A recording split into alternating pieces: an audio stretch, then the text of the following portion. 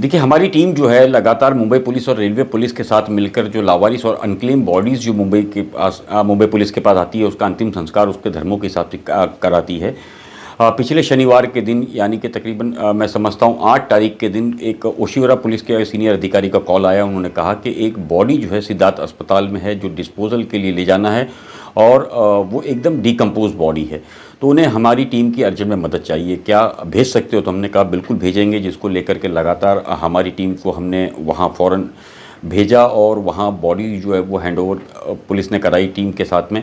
जो पीएम हो चुका था, तब हमको पता लगा कि किसी एक महिला की ये बॉडी है और पुलिस ने हमको ये बताया था कि उसका परिवार जो है वो आसाम में है, वो नहीं आ सकता है। उसकी वजह जो सबसे बड़ी है कि बॉडी न रुकाने की, वो ये है कि बॉडी डिकम्पोज हो चुकी है, तो उनके जो कुछ मित्र हैं वो इसका अंतिम संस्कार करेंगे, जिसको लेकर के हमारी टीम की मदद से वो ओशिवरा शमशान पहुँचे। वहाँ जाकर के उनके मित्रों ने बताया कि परिवार नहीं है, इसलिए अब वो जो है पूजा पाठ को पूरी तरीके से अंजाम देंगे और अंतिम संस्कार जो विधि होती है वो पूरी वो करेंगे, जिसके अंदर उन्होंने जो व्यक्ति वहाँ मौजूद थे उन्होंने अपना नाम आलोक पाठक बताया था और उनके साथ कुछ और सहयोगी भी थे। लेकिन वो चिंता में इस बात को लेकर के थे कि लगातार ये लड़की काम कर रही थी, लोगों से बात कर रही थी, सुसाइड की वजह क्या है, उन चीज़ों को लेकर के वो काफ़ी चिंतित थे।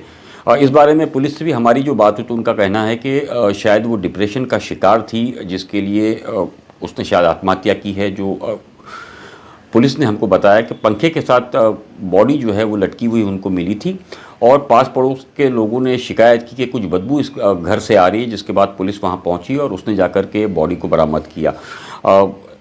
हमारी टीम को ये बिल्कुल अंदाज़ा नहीं था कि ये लड़की कौन है। हम समझ रहे थे कि शायद जिस तरीके से अनक्लेम बॉडीज़ आती है उसी तरीके से ये एक बॉडी हमारे पास पहुंची है, जिसको लेकर हमारी टीम का जो काम रोज़ाना होता है वो हमने किया। दूसरे दिन हमको ये खबर लगी जब एक किसी जर्नलिस्ट के द्वारा हमको ये फ़ोन करके पूछा गया कि कल एक जो नूर दास की जो बॉडी है वो आपने अंतिम संस्कार के लिए भेजी थी, क्या आपकी टीम वहाँ मौजूद थी? तो हमने कहा हाँ।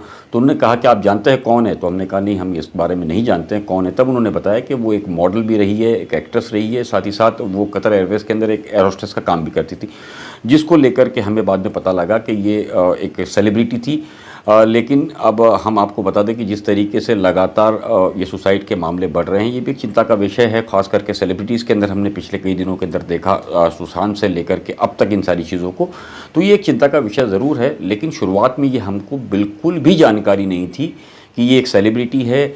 और दूसरा जो सवाल हमारे लिए था कि अगर ये सेलिब्रिटी थी तो इनका परिवार क्यों नहीं आया? तो पुलिस ने ये साफ किया कि अगर परिवार को आने में समय लगेगा, लेकिन ये डिकम्पोज बॉडी है जिसको ज़्यादा नहीं रखा जा सकता, जिसके लिए उनके जो करीबी मित्र थे, जिसको लेकर के उन्होंने बॉडी हैंडओवर की और पुलिस के अधिकारी वहाँ मौजूद थे और उन्होंने अपनी मौजूदगी के अंदर इस अंतिम संस्कार को करवाया।